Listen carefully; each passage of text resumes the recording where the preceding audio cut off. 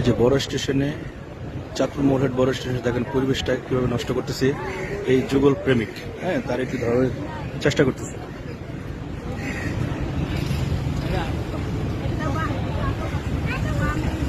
দেখেন তারা পরিবেশটা কিভাবে নষ্ট করতেছে। আশেপাশে এই ধরনের কোনো কিছু দেখা যায় না, সবাই পরিবেশ শান্ত, বাট তারা তাদের অবস্থা দেখেন।